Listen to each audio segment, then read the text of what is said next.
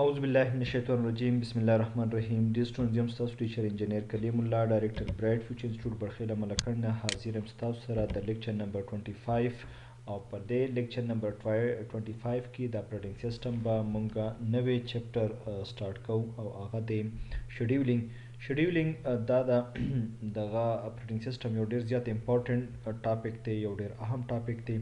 په دې کې څه دي څه کار کوي د دې ټاپک نوم دی شیډیولینګ الګوریتم. نو موږ به ګورو چې الګوریتم څه ته وایي او شیډیولینګ څه ته وایي. دا به نیکسټ سلایډس کې په تفصیل سره ګورو.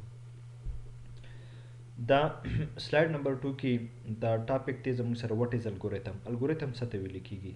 ما چون په سٹارټ کې دا خبره وکړله چې د ټاپک نوم دی شیډیولینګ الګوریتم. اوس الګوریتم څه شی دی او شیډیولینګ څه ته وایي دا موږ سټیپ بای سټیپ وایو. الګوریتم چې دی سټیپ بای سټیپ پروسیس ټو سالو ا پرابلم از کالډ الګوریتم. د کمپیوټر په ژبه کې چې کله یو پرابلم راشي او هغې ته مونږ سټیپ بای سټیپ اپروچ کوو نو دغه اپروچ ته الګوریتم ویل کیږي. فار ایگزامپل پرابلم دا دی چې 2 نمبرې ایډ کول دي، نمبرز دي 4 and 5.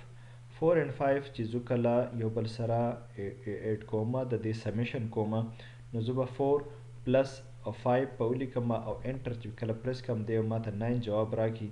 دا 9 چې کله دی ماته جواب راکوي نو دا داسې په اسانه باندې نه کیږي، خو دا د شاته دغه پروګرام لیکلی شوي هغه پروګرام په تحت باندې دا زموږ سره پروسس کیږي. نو دې سټیپ بای سټیپ پروسس ته چې په کم باندې یو پرابلم حل کیږي دې ته الګوریتم ویل کیږي. الګوریتم دا په کمپیوټر په ژبه کې یو ډېر امپورټنټ ټرم دی او کله چې هم پرابلم راځي نو هغه پرابلم ته سټیپ بای سټیپ اپروچ کیږي او دغه سټیپ بای سټیپ اپروچ ته دغه پروسس ته دې ته الګوریتم ویل کیږي. دا به موږ مخکې ګورو چې دا الګوریتم زموږ مخکې څنګه په کار راځي او دا موږ له څه کار کوي.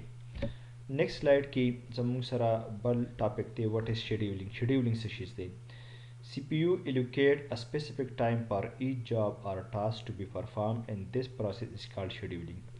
CPU Central Processing Unit processor چې ورته ویل کیږي د هر یو کار دپاره یو مخصوص ټایم ورکوي د هغې کار کمپلیټ کېدو دپاره د هغه کار پرفارم کېدو دپاره او دې پروسس ته ویل کیږي شیډیولینګ.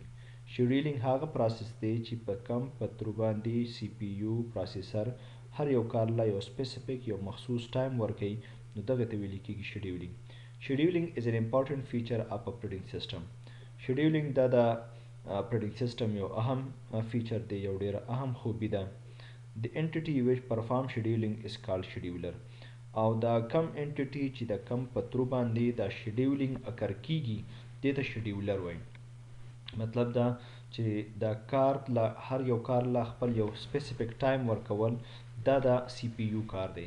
سی پی یو دا کار چې کله پرفارم کوي نو دا د اپریټینګ سیسټم په ترو باندې پرفارم کوي او د اپریټینګ سیسټم کې یو فنکشن لګېدلی دی ته شیډیولر وایي چې د هغې په ترو باندې اپریټینګ سیسټم دا کار کوي چې هر یو کار له چې کم کار په سی پی یو کې په کمپیوټر کې پروسس کېږي هغې له سپیسیفیک ټایم ورکوي.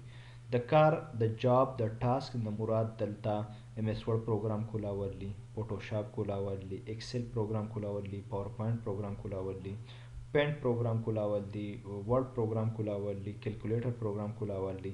دا ټول چې څونه پروګرامز دي د یو ته ټاسک ویل کیږي یا جاب ویل کیږي. نو دا کار چې څوک کوي نو دې ته شیډیولر ویل کیږي.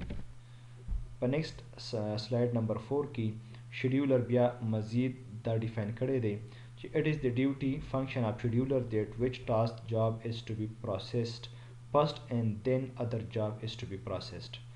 دا د شیډیولر یو ډیوټي یو کار دا هم دی چې کم کار مخکې پروسس کول پکار دی او کم کار چې دی هغه وروسته پروسس کول پکار دی. کم کار له څونه پریارټي ورکول پکار دی او کم کار له لږ پریارټي ورکول پکار دی. کم کار له څونه ټایم ورکول پکار دی او بل کار له څونه لږ ټایم ورکول پکار دی. دا فیصله چې دا په اپریټینګ سیسټم کې یو فنکشن کوي او هغه فنکشن ته ویل کیږي شیډیولر. امید لرم چې دې ځای پورې چې کوم مونږه الګوریتم ډیفاین کو، شیډیولینګ هم بیان کو او شیډیولر هم بیان کو، دا به تاسو زده کړه کړي. اوس ورکې زه د خپل ټیچر انجینیر کلیمالله ته په لوی الله سپارم د الله په امان.